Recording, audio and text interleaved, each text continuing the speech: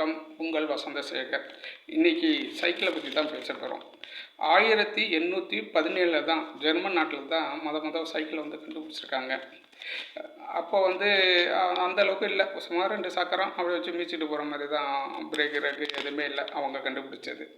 அதுக்கப்புறம் ஜெர்மனியில் 1885 John campus டாரின் அப்படிங்கிறவர் நவீன சைக்கிள், அந்த பிரேக்கு அந்த இதெல்லாம் ரொம்ப இலகுவாக மிதிக்கிறது, சக்கரை சீக்கிரமாக போகிறது, அதுமாரி அதுமாரி ஒரு நவீனமான சைக்கிளை இப்போ இருக்கிற நவீனமான சைக்கிளை அவர் தான் கண்டுபிடிச்சார்.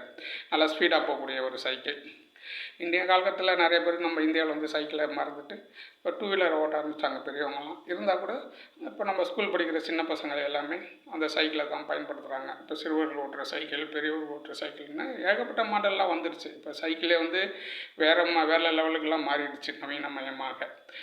இருந்தாலும் நம்ம அந்த சைக்கிளை வாங்கி ஓட்டினாக்க நம்ம உடல் நலத்துக்கு, ஆரோக்கியத்துக்கு ரொம்ப வந்தது. நன்றி, வணக்கம்.